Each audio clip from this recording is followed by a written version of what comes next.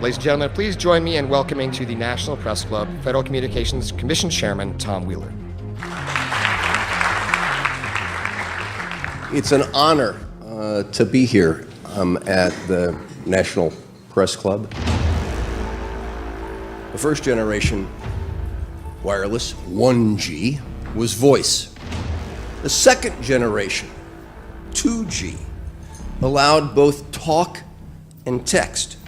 The third generation, 3G, the internet, in a limited way. And today's technology, 4G, completed that digital migration.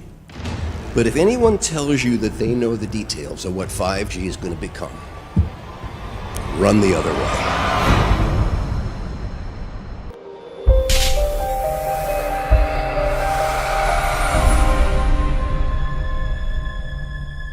There's a lot of confusion about what 5G is. The G stands for generation. So you started off with the first transmitter system. Back in the 1980s. In the 80s, yeah. So you had 1G, then you had 2G. And as the generations moved on, you started to see more complex signal systems, cleverer pieces of antenna designs, etc., etc. So the whole thing became more data, quicker downloads, etc., etc. However, 5G is something completely different.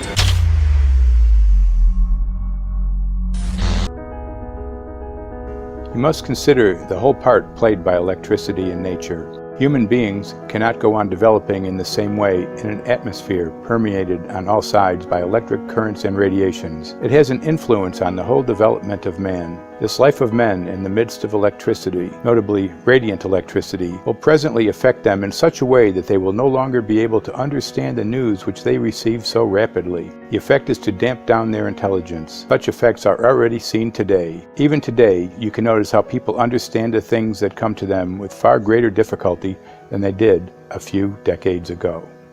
Rudolf Steiner, 1924.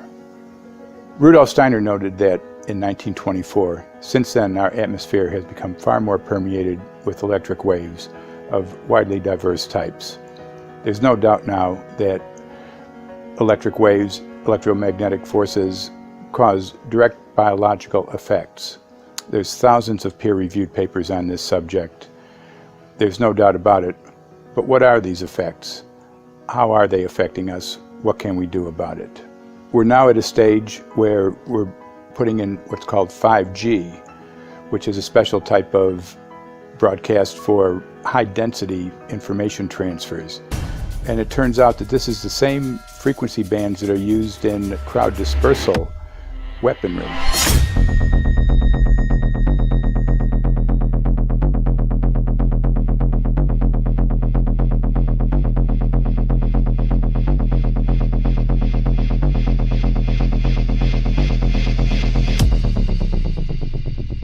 Well, I joined the Royal Navy in 1960, and I specialised in microwave warfare. Radar, obviously, which uses microwave, but they don't just teach you radar, they teach you all about microwaves and other uses. So I understood about microwave warfare and how it can damage people, how it can harm people.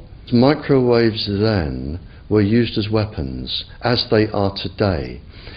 It is a perfect stealth weapon, and when governments don't like a group of people, for instance the ladies who protest at Greenham Common in England about the American missile base they camped, they were microwaved. We microwaved Catholics in Northern Ireland to make them sick. It goes on all over the world. And it's a weapon that you don't know you're being targeted, because the dose is very, very low, which is actually more dangerous than a high dose. It's very, very low, and it may take a year or two, but you can cause neurological damage and cancers with low-level microwaves, and you can make all your opponents sick. It's a perfect weapon for a government. Our impulses are being redirected. We are living in an artificially induced state of consciousness that resembles sleep. Their intention to rule rests with the annihilation of consciousness. We have been lulled into a trance. They have made us indifferent to ourselves, to others. We are focused only on our own gain. Please understand, they are safe as long as they are not discovered. Keep us asleep, keep us selfish, keep us sedated. Almost immediately, I had neighbours knocking on the door, talking about children bleeding from the nose. I had images posted on Facebook. And one neighbour in particular came to my door and mentioned the fact that since the LED street lighting had been installed, she was bleeding from the nose every single night. I thought it was unbelievable. However, I spoke to another neighbour who lived not far from the first lady who mentioned this, and she also confirmed that since the LED street lighting had been installed, she also had started to develop nosebleeds and had never had nosebleeds before in her life. That then put me on a journey to investigate. I measured microwave radiation levels from the transmitters on top of the LED streetlights. The basic 868 megahertz, it was significantly higher than the current Council of Europe 1815 resolution, which is a maximum of 600 millivolts. I've measured up to over 3,000 millivolts. 5 to 6 times higher than the guidelines. Significantly higher than the current Council of Europe 1815 resolution, which states that 200 millivolts should be the maximum. The Bioinitiative report states that it should be significantly less than that. So we've got the Council of Europe, that's, you know, the international criminal courts are stating that, you know, the learned judges have said that 200 millivolts, and I'm measuring in bedrooms in Gateshead, minimum 600 and up to 4,000. Does this mean that in 2020, 2021, when 5G is destined to roll out globally, that you're going to get those kind of readings everywhere all the time? Everywhere all the time. Worse than that? Worse than that. Yes, 5G will connect the Internet of everything. If something can be connected, it will be connected in a 5G world. Hundreds of billions of microchips connected in products from pill bottles to plant waterers, requiring massive deployment of small cells. We won't wait for the standards. Now, to make this work, the 5G build-out is going to be very infrastructure intensive. We must reject the notion that the 5G future will be the sole provenance of urban areas. The 5G revolution will touch all corners, and that's damn important. The interconnected world of the future will be the result of decisions we must make today.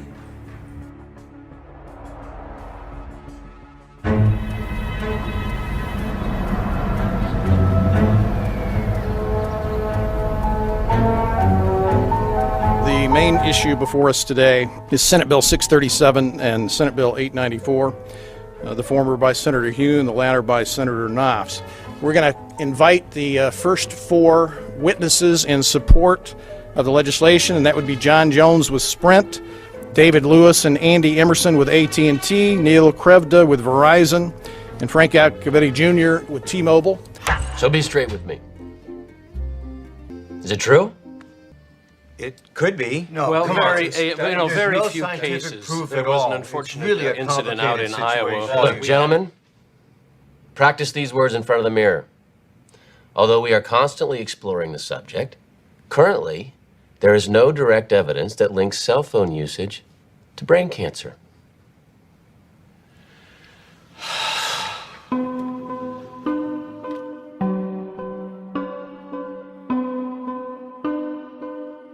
I'm Sharon Goldberg. I'm an internal medicine physician. I've practiced medicine for 21 years, and my background is mostly academic, internal medicine, hospital-based, clinical research, and medical education. I'm a certified Microsoft small business specialist. I've worked on space station designing the cabling system for the airlock module, where I was responsible for EMI, EMC analysis, which is electromagnetic interference, electromagnetic compatibility. I am a professor in the Department of Epidemiology, Biostatistics, and Occupational Health, and I teach there both toxicology and health effects of electromagnetic radiation. My name is Daphne Tachover, and I'm the founder of an organization called We Are the Evidence. We are an organization that represents the many adults and unfortunately many children who have become very sick from wireless technology radiation. There seems to be a couple false Easter eggs being put out there right now. I want to make sure we dispel that right off the gate. The effects of wireless on health scientifically are very, very clear. So it's always pushed back to the definition of an acceptable level of radiation. And that's what this is, by the way. This is about radiation. Wireless radiation has biological effects, period. My name is Dr. Angie Kolbeck. I've been reviewing the studies showing the impacts of wireless radiation on our health, and there are now thousands of studies showing the following adverse health impacts to wireless radiation: cancer, oxidative damage, DNA damage, DNA failure. Things like memory, dizziness, anxiety, brain fog. Headaches, nosebleeds, cognitive problem, exhaustion. We have evidence of DNA damage, cardiomyopathy, which is the precursor of congestive heart failure. Short and long-term memory loss, decreased attention spans, lower reaction times, even involuntary contractions of muscles causing misalignments of spines and jaws. Breast cancer. We suddenly have breast cancer in women who have no DNA predisposition. Disrupted immune function and change in stress proteins, reproductive and fertility effects. There are dozens and dozens of studies that show beyond any doubt what this radiation is doing to our sperm. Now, if you take the cell phone out of your pocket, the sperm will recuperate within 3 to 4 months. What would not recuperate would be the damage to the DNA of the sperm. That is irreparable. The wife of the ex-governor of Indiana was diagnosed with glioblastoma. Same brain tumor Ted Kennedy had and John McCain had. Did you look at John McCain's scar? This is a cell phone brain tumor. LeBron James, one of our sports people, had a salivary gland tumor. That is another cell phone tumor. You didn't hear about it because immediately after that was discovered, he was paid by Samsung to become their spokesperson. We are seeing increases in brain tumors. We're seeing increases in Alzheimer's. We're seeing increases in all of the neurotransmitter diseases, ALS, Lou Gehrig's disease, Parkinson's. These are all disease systems that are known to be associated with low-level energy exposures. We talk about 24/7, around-the-clock exposure, wherever you are and your whole body. You never get away from it. And it seems from our studies that maybe your immune system can cope with for a time, but it will deteriorate. Then the irradiation will definitely damage cells at a deeper level, and the question is what will then happen? These are out of peer-reviewed papers, so these are not just hypochondriacs thinking that they're doing it. We're having real problems with this. This is no longer a subject for debate when you look at PubMed and the peer-reviewed literature. These effects are seen in all life forms: plants, animals, insects, microbes. So 5G is not a conversation about whether or not these biological effects exist. They clearly do. There is scientifically evidence that is so strong that you can be certain that the standards used by the FCC to manage health effects are wrong. We need to start measuring how much radiation are people being exposed to before we roll out 5G. There are 4 kinds of electromagnetic fields that we know are harmful to human health. So radio frequency radiation, magnetic fields, dirty electricity, and electric fields, okay? Our exposure, any given person, and all humans are affected by EMFs. What is our exposure in a day? It's not one cell phone. It's cell phones, it's multiple wireless networks, it's smart meters, it's cell towers. It's this sandwich, and it all adds up. The data we're going to look at are all published science, testing results, or public standards. At the bottom end of the radiation scale of what's called power density or signal strength is the minimum level at which cell phones will work, which was found to be 0.2 billionths of a microwatt per centimeter squared. Pine needles were found to age prematurely at 0.000027. At short-term exposures of 0.05, children aged 8 to 17 experienced headache, irritation, concentration difficulties, and behavioral problems. 0.1 is the biobiology or building biology guideline for extreme concern. 1.0 produced sperm DNA fragmentation and a decrease in sperm viability in vitro. Also at 1.0, the science shows the following bodily effects can occur: headaches, dizziness, fatigue, insomnia, chest pain, difficulty breathing, and indigestion. 2.5 saw altered calcium metabolism in heart muscle cells. 4.0, changes in the hippocampus affecting brain memory and learning. And at 6.0, DNA damage in cells. So, where are smart meters on this list? Electrical Power Institute in December 2010 measured a single Itron smart meter with pulses up to 7.93 microwatts per centimeter squared. Our own testing indicated approximately 8.0 with 1 meter. These tests are at a close distance, approximately 1 foot away from the meter, but an infant's crib could be just as close on the other side of the wall where the meter or bank of meters are installed. Even though there are all these known health effects at levels far lower, Switzerland, Liechtenstein, and Luxembourg see fit to set the standard at 9.5. And China, Poland, and Russia, 10.0. This is the same level at which behavior has been altered, producing reflexes of avoidance following 30-minute exposures. A room of 12 smart meters, very common and even a conservative number in an apartment building, tested at 19.8 microwatts per centimeter squared. This is hundreds of times higher than levels which clearly indicate harmful effects. So, how can utilities and governments get away with forcing these devices on everyone?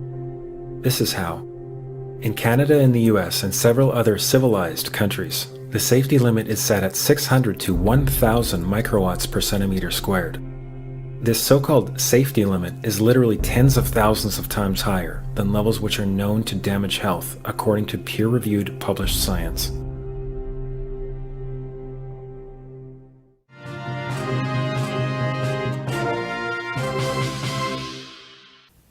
Faster, better, more reliable internet. That's the promise of 5G technology, but there is also the peril. Health hazards associated with radio frequency that is higher also and requires more transmitters and antennas. And the stark, simple fact is the health hazards are unknown and unstudied. And that is a sign of neglect and disregard on the part of the Federal Communications Commission that seems unacceptable. There have been no answers so far. The FCC basically has said everything's fine, but in order to reach a conclusion about the health and safety of this new technology, we need facts. Mr. Chairman, thank you for having this hearing. 5G, as you well know, also uses higher frequency waves that don't travel as far and will rely on a network of hundreds of thousands, potentially millions of small cell sites. And the question then is, are there any health implications, any public safety implications to those additional sites that are likely to be located close to homes, schools, workplaces, and closer to the ground? Correct? Correct, Senator. Yes. So my question for you, particularly Mr. Gillen and Mr. Perry, how much money has the industry committed to supporting additional independent research? I stress independent research. Is that independent research ongoing? Has any been completed? Where can consumers look for it? And we're talking about research on the biological effects of this new technology. Thank you, Senator. And I think, thank you for your focus on the issue. Safety is paramount, and as you alluded to, we rely on the expert agencies, we rely on the findings of the FDA and others as to the requirements to keep all of us safe. There are no industry-backed studies, to my knowledge right now. Happy to visit with you as to what opportunities you think there needs to be more studies, and we're always for more science. We also rely on what the scientists tell us. So essentially, the answer to my question, how much money? Zero. I can certainly follow up with you, Senator. To my knowledge, there's no active studies being backed by industry today. Anybody else know of industry commitments to back research, fund it, support it, to ascertain scientifically the health effect? No, I'm not aware of any. So there really is no research ongoing. We're kind of flying blind here, so far as health and safety is concerned. Thank you, Mr. Chairman.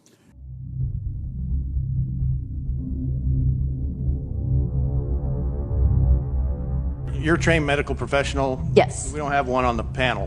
What are we to make of the American Cancer Society, for example, telling us there's no evidence of harmful product? Many of these organizations have conflicts of interest. Very briefly, if you can, what do you mean by conflict of interest? One of the first things that you teach residents is that you always have to look at the funding. There's a tremendous amount of sponsored research by people who are hired to do studies to find no effect. And that's plagued this field in a number of countries. The radio frequency radiation work that we did was supported by Motorola. The relationship was really very cordial and very stress-free, but only up until we started generating data. These folks were very, very upset and began to talk about how are they going to handle this, what sort of spin can we put on this, what can we expect from this, and from that point on the relationship changed. What we saw was that Motorola began to exert more and more control over the work, telling us what to do, telling us how to write abstracts, what to say in the abstracts, what to say in the papers, how to do the work. No, don't do this. Yes, do it this way. This was unacceptable. I had completed our study of DNA damage, and I submitted the final report to Motorola. They simply weren't willing to accept my interpretation of my study, my evaluation of my study, my knowledge of science at that point, and tried to urge me not to publish the study. Did you hear about people coming to you as far as having complaints about illness? We were made aware of health complaints following installation of smart meters, and we wanted to verify this using our field work. So I measured the field of about 30 different people while they stood 1 foot in front of the smart meter, and in every single case, the human energy field was obliterated as they stood in front of the smart meter. So in our first slides, what we see is normal cells, and the structure of the cells is intact and sound. This is what we would expect from a normal sample.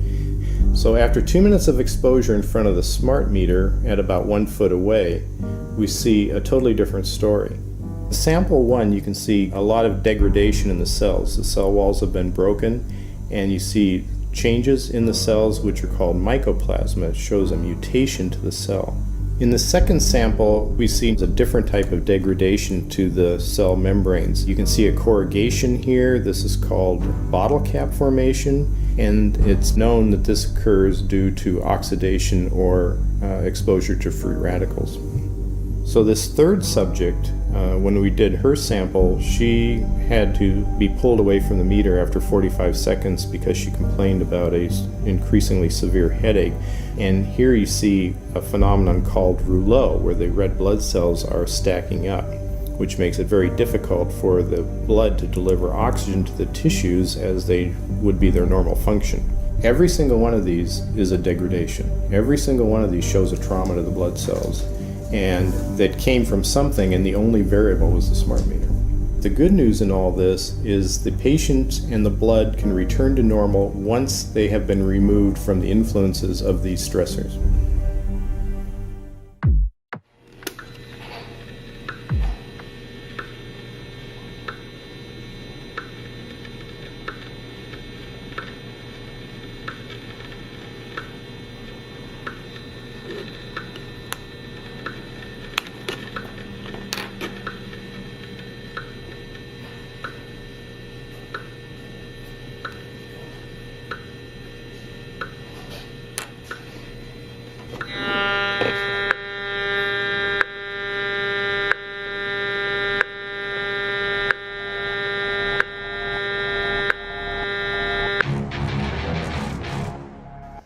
Some of the effects that we can look at, well, one thing is just our regular Wi-Fi, 2.4 gigahertz. That's in the same range as microwave ovens, which are also called radar ranges, because that is radar.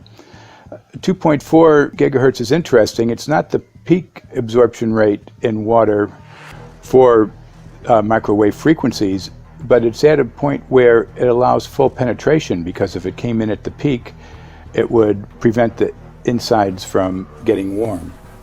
So that's with basic Wi-Fi. Now when we look at 5G, 60 gigahertz, this is what they call active dispersal sort of weaponry, just to keep people back. It burns the skin. It doesn't penetrate, but 60 gigahertz is the frequency of oxygen molecule absorption. Since they have electrons that they share with each other, what we breathe is actually O2, pair of oxygen. So being bombarded with 60 gigahertz could very well impair our oxygen absorption rate in our body, and thereby the whole basis of our living system. Martin Pall says, putting tens of millions of 5G antennas without a single biological test of safety has to be about the stupidest idea anyone has had in the history of the world. So assessing all this, we have experts in various fields: military EMF weaponry, biological effects on humans, firefighters that are getting cognitive impairment by being there in them, countries that are banning these sort of technologies around schools because of the impairment to cognitive. Let's weigh that up in light of what Rudolf Steiner said in 1924 about just mere radio causing the impairment of cognitive functions on people, that they can receive news from around the world, but they can't understand it as well because of the effect of the electricity. We have to say, something smells sinister here.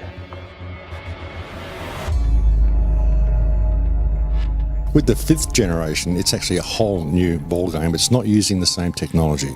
They're switching to military-grade millimeter wave technology.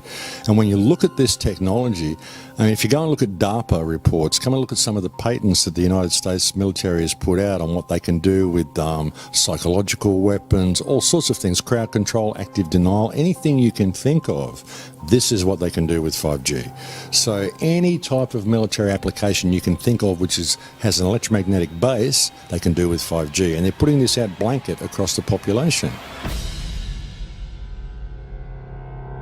Ladies and gentlemen, the President of the United States. Good evening, my fellow Americans. In the councils of government, we must guard against the acquisition of unwarranted influence, whether sought or unsought, by the military-industrial complex. The potential for the disastrous rise of misplaced power exists and will persist. We must never let the weight of this combination endanger our liberties or democratic processes.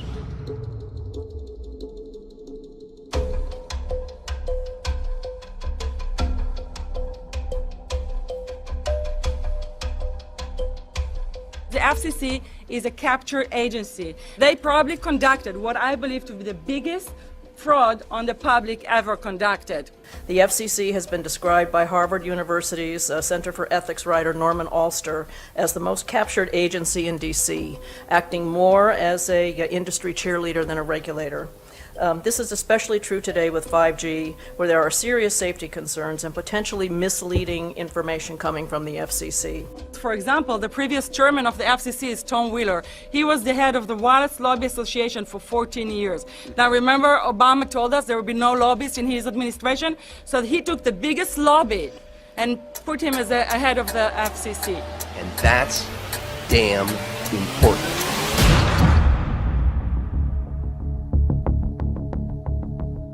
In 1993, the FCC started a rulemaking to adopt the IEEE regulations on this issue. IEEE is an engineer association. Why is it that we adopt regulation of engineers who maybe know how to measure this radiation when it's passing a wall, but not when it's passing a body? All our health agencies objected it, saying that it makes no sense to adopt engineer association, that they had not even one biomedical person on their team. They are effectively indemnified against adverse health impact lawsuits when the acceptable limits are higher than the limits actually shown to show harmful health effects. The FCC guidelines were developed for short-term exposures, 6 minutes, 30 minutes, depending on it's a phone or an outdoor exposure. And they have absolutely no connection to the biological effects that have been very clearly summarized in the Bio Initiative. So as you can see, there's a number of individuals in this room today that have serious concerns about this as regards to their health. If one of your companies decides to put one of these small cells up at a pole that's within, say, 50 feet of one of their houses, what recourse do they have to say, is there a way to move it somewhere else? There's language in the bill so that the authority can require the applicant to come forth with certification of compliance with the FCC's rules related to radio frequency emission. Remember that denial of request or denial of permit request that you can put in? It's going to point back to the acceptable levels as determined by the FCC. Not the EPA or not the CDC, the ones who usually take care of health concerns, but by the FCC, which is staffed by former members of the telecommunication industry. That's the fox guarding the henhouse. It's a fact that most insurance companies will not indemnify against EMF effects. Telecom companies around the world are warning their investors of potential major costs due to real or alleged risks of EMF pollution from their products. Interestingly enough, they're warning their investors, but they're not telling their customers. They're basically keeping it quiet because that's where their money comes from. So we're using technology that could be very potentially harmful to us, and the investors know it. But their only worry is that they might lose money, not that our health might be affected. First of all, I think what you should really think about is why is it that they're not insured? It's not that they chose to be self-insured. They're actually rejected by the insurance company from being insured because they understand the risk. And so the insurance companies, the big insurance companies, will not insure the telecommunications? So there's insurance companies, and then there's what's called secondary insurance companies. Secondary insurance companies are the insurance companies that insure the insurance companies. So in an event that insurance company, let's say I insure Verizon, and it may not be able to meet the claims, then the secondary insurance company is kicking in. Like Lloyd's of London. Sorry? Like Yes, Lloyd's of exactly. London. So two leading one would be Lloyd's of London and Swiss Re. Both told the insurance company not to insure the wireless industry, and this is why they're not insured. And that should give you a hint. Now, this is exactly why they have to prevent a lawsuit. And how did they prevent lawsuit? That goes back to Section 704.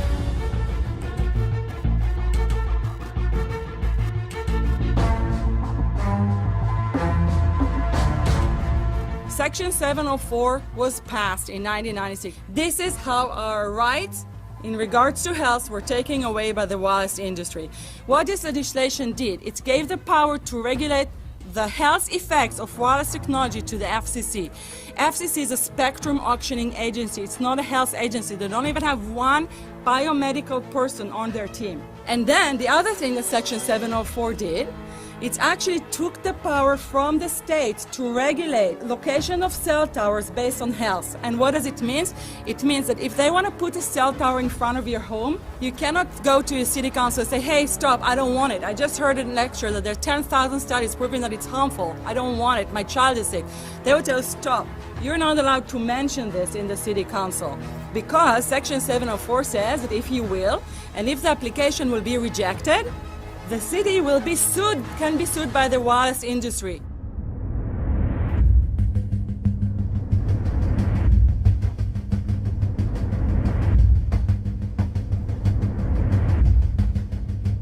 A major U.S. government study on rats finds a link between cell phones and cancer. Very first government study linking the radiation from cell phones to cancer. 2-decade, $30 million federal study out today found there is some evidence of a link between cell phone radiation and brain cancer. Professor, what is the NDP? I've heard that study several times. NDP is what? So it's a $25 million study on rats and mice that was supposed to demonstrate that there were no effects of radiation below thermal. And in fact, it demonstrated exactly the opposite. And it follows on the heels of two major studies on animals that said exactly the same thing. And that study was designed perfectly to make sure that it cannot be challenged, that there will not be any doubt. That's why it took them 14 years. That's how they prevented discussion of health. And why do they want to prevent discussion of health if there's no problem with health?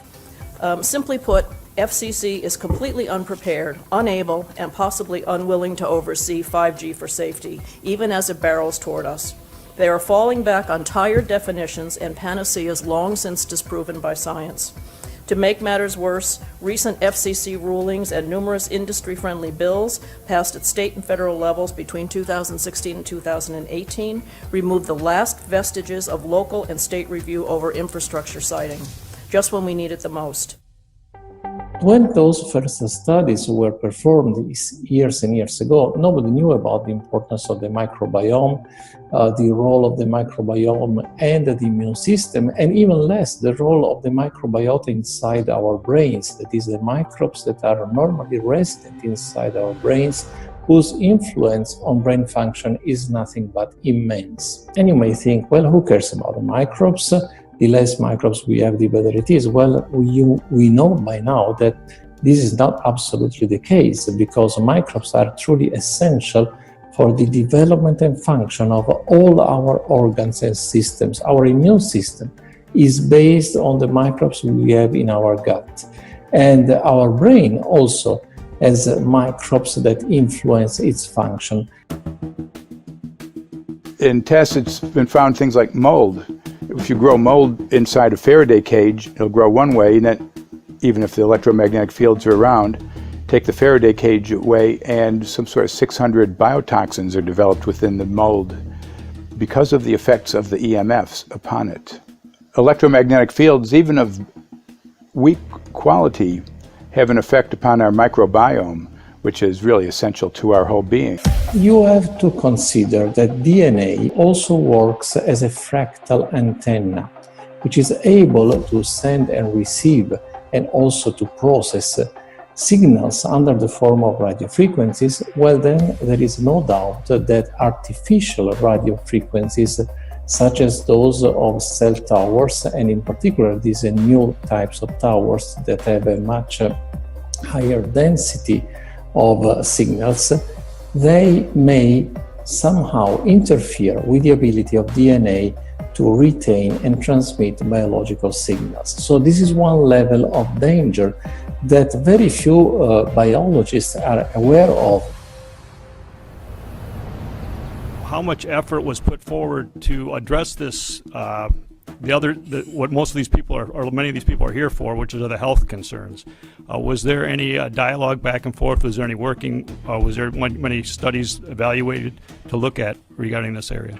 Maybe not every person that has concerns on the legislation was brought to the table. Okay, so from your perspective, you feel that there was a legitimate amount of time to evaluate the data that the opposition would have on this? Absolutely, and I wouldn't put forth something that I didn't believe in.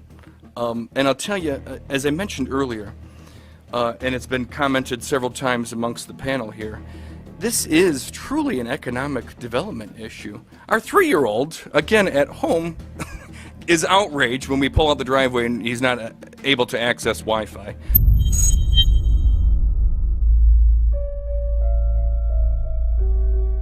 I think anyone who puts Wi-Fi into a school should be locked up for the rest of their life. I really do.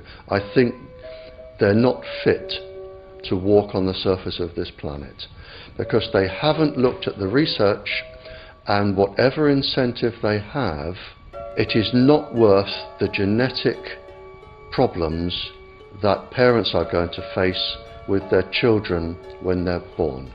France has banned Wi-Fi in nursery schools and put warnings out for regular schools because they're finding there's impaired learning capacity in children when they're around Wi-Fi. And they have to put up warning signs where they put Wi-Fi transmitters.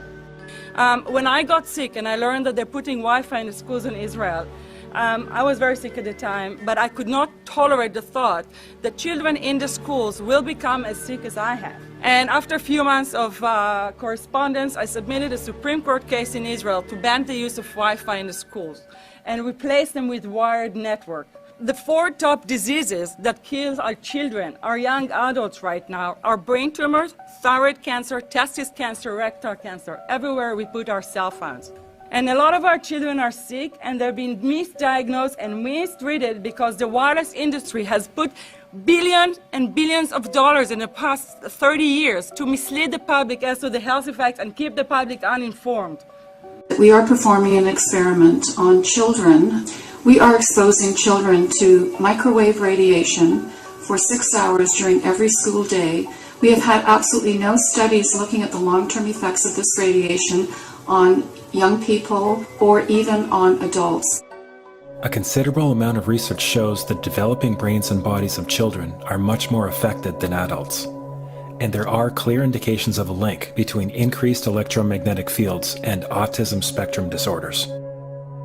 We took 10 autistic children and went back to the sleeping location where the mother was when she was pregnant with that child and compared it with the sleeping location of a mother that gave birth to healthy children.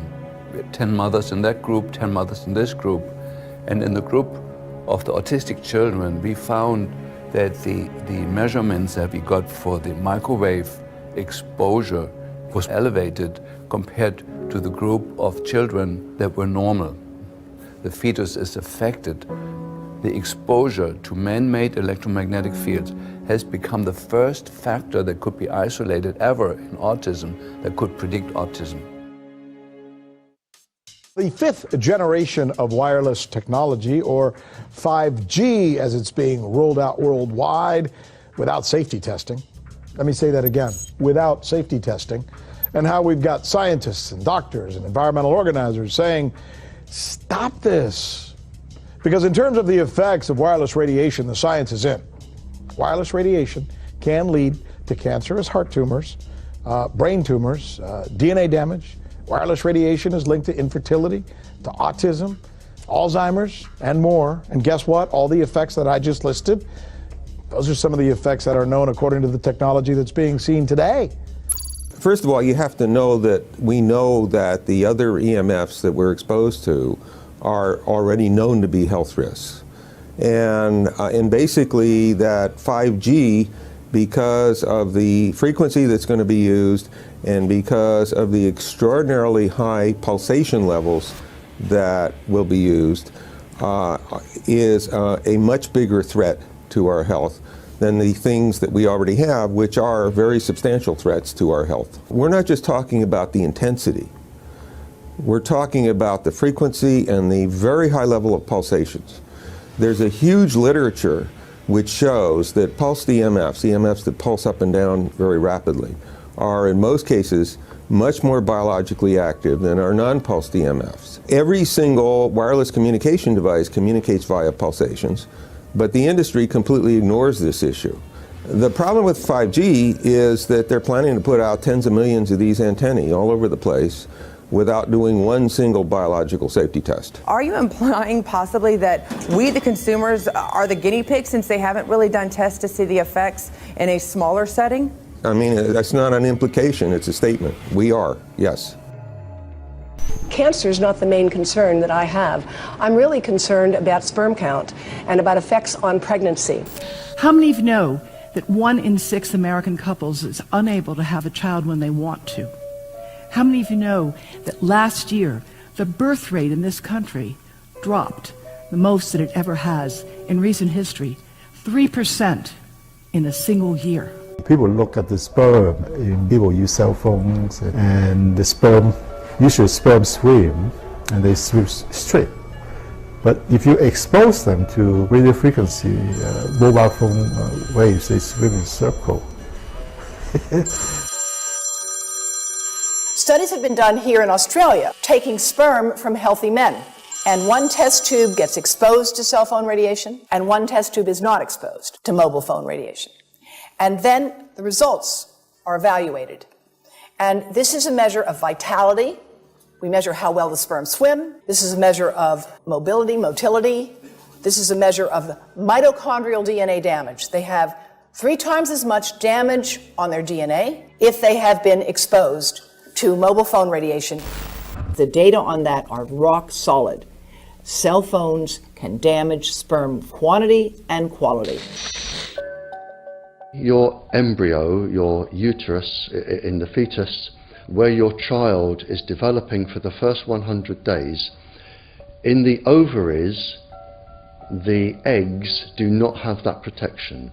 So they are at maximum risk from radiation. And for the first month or so, you wouldn't even know you were pregnant.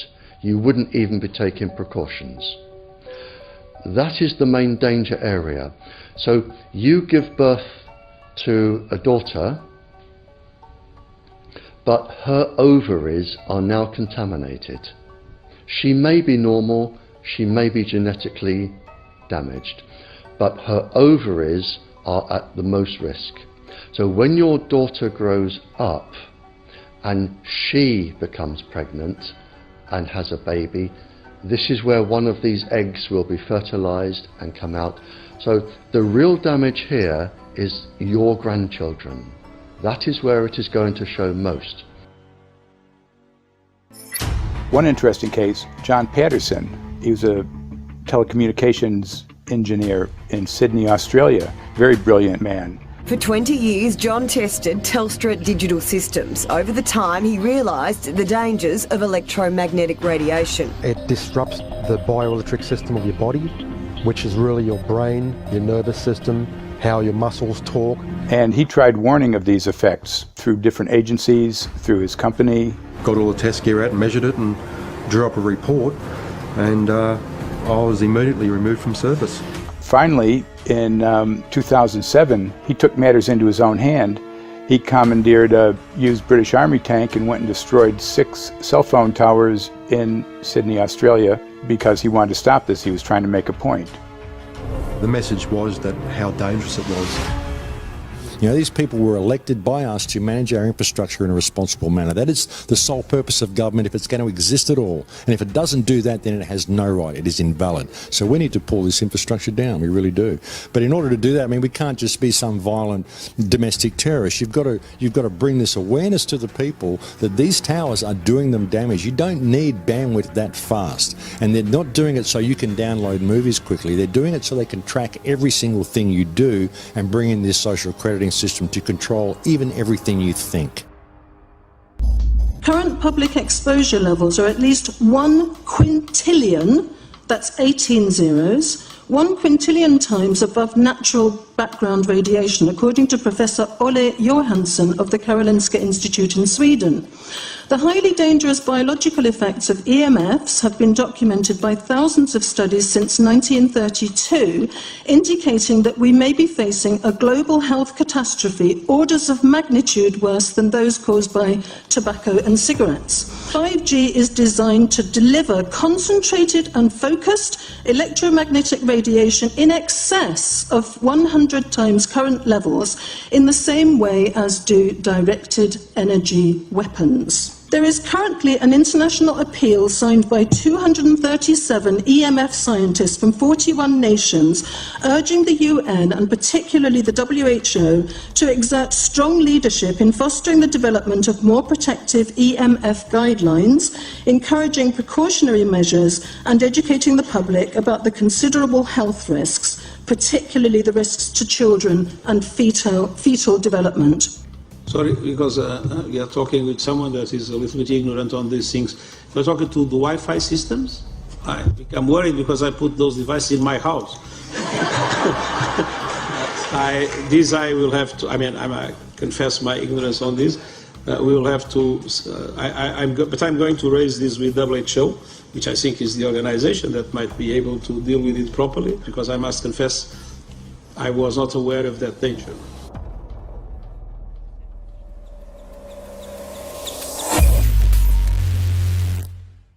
In 1996, when the Telecommunications Act was passed, in it was a provision essentially that kept local officials from addressing health issue concerns when approving or not approving a cell tower. So that's correct. But then something new is happening. We've talked a lot about it on the Solari report, thanks to Jason Bogdan-Smith and his website EMF Warriors. But this is new. This is very, very new. So you're basically, sending out an appeal on something that in one sense hasn't happened yet. This is not just an incremental change. This is a big step up.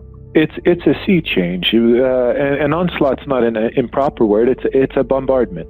So instead of a cell tower 1 mile or 2 miles from you and you still have cell phone service, we're going to have antennas every block, and some poor soul is going to have one mounted to a utility pole maybe less than 20 meters from their home. So this kind of, invasive bombardment with this many antennas, just in 1 square mile, if you do the math, 1 per block and 16 blocks per mile, that's about 250 antennas per square mile. The millimeter wave is untested. Former FCC Chairman Tom Wheeler openly said that they don't plan to test. We won't wait for the standards. This is White House 5G Summit. My name is Justin Clark. I'm the Director of Public Liaison, and we are thrilled to have you here today. Really happy to be joined by a lot of leaders in industry, members of Congress and the Senate, White House leaders on this, and people from the FCC. Before we start, one, we are government, so don't assume we know anything, okay? I do agree, I don't know anything. I have become accustomed to giving speeches in my new position on subjects about which I frankly know very little, and we need more cell towers and connections in Connecticut, my home state. It's ridiculous. The U.S. is in the lead thanks to our private sector as well as the work of the FCC and this administration overall. But China and South Korea and many other countries are eager to claim this mantle. We have every intention to deploy 5G first and reap the benefits of faster and more robust wireless. Yes, I hope we beat China, of course. And get to gigabit speeds and low latency, and the race has begun. Let there be no mistake. The race to 5G is a sprint. Winning the global race to 5G, it's a national priority. We must bear in mind the national security implications of winning the race on 5G. Today we're talking about the importance of being first in 5G, continued commitment to putting America first in the race to 5G. We're calling it America First, 5G First. Well, our strategy is called the 5G FAST Plan, a plan to facilitate America's superiority in 5G technology. Connected devices for health applications, which I love, has the capacity to make people healthier, as I understand it, a lot of medical applications. Industry is not asking the government for money to build 5G networks. They're asking us to cut the red tape that surrounds infrastructure deployment. We cannot let today's red tape strangle the 5G future. The red tape slows and sometimes stops the building of densified network facilities necessary for 5G. As we continue our efforts to keep government out of the way so that America can continue its leadership for America to win the race to 5G. One path is the government regulatory path. The other path is the private enterprise, free market, gales of creative destruction, Schumpeter path. You ever heard that? Gales of creative destruction? It just means let it rip. The new replaces the old. With 5G, we're on the cusp of another era of American innovation. It means an even more connected world for everyone around us, unlocking the potential of the Internet of Things to become safer, healthier, and more sustainable for our future. You know, sometimes, look, we all believe in the 10th Amendment, but sometimes you have to override it.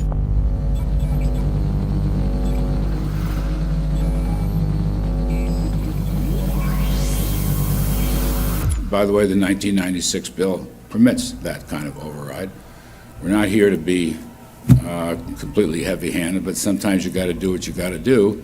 And some of these states or cities that don't want to cooperate want to shake us down. We can't allow obstacles and barriers to stop this movement. That's all. This is a mandate. This is being pushed down your throat by a company that is not responsive, by a government that is not responsible, and it's being done in a collusion that's designed to undermine the individual rights of individual people in communities across the country and around the world. Okay, smart technology, smart meters, smart cars, not that smart, huh? What does smart mean? Anything that has smart attached to it, secret militarized armaments in residential technology. That's where smart came from. And smart, every bit of technology that you see today has all been developed for either some type of battlefield, some type of intelligence gathering system, and obviously these developments have to be commercialised, and people have actually took them into their homes. The definition of a smart grid is a wireless system that will fundamentally turn every single appliance in your home into the equivalent of a transmitting cell phone. That's every computer, every television, every furnace, every air conditioner, every coffee machine, every printer, every single appliance that you have in your house will eventually, in a smart grid, have an antenna that's embedded into it that will transmit your usage data to a smart meter on the outside of your home that will then transmit your usage data to another tower receiving that usage signal that will then go to the utility company for supposedly billing purposes.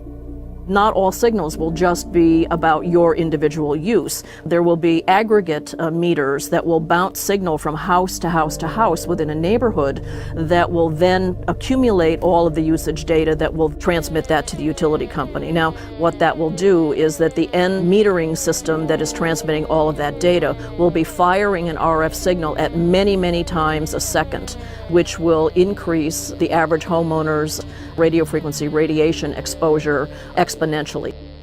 This picture shows some aphids on the leaf of an orange tree shortly after radar equipment was installed at a nearby airport a number of years ago. I noticed that every few seconds all the aphids would tense up in unison and do sort of a little dance, as you see in the picture.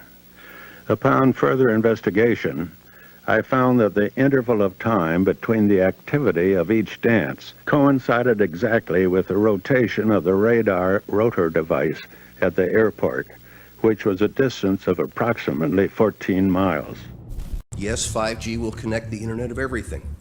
If something can be connected, it will be connected in a 5G world. Hundreds of billions of microchips connected in products from pill bottles to plant waterers, requiring massive deployment of small cells. We won't wait for the standards. We won't wait for the standards.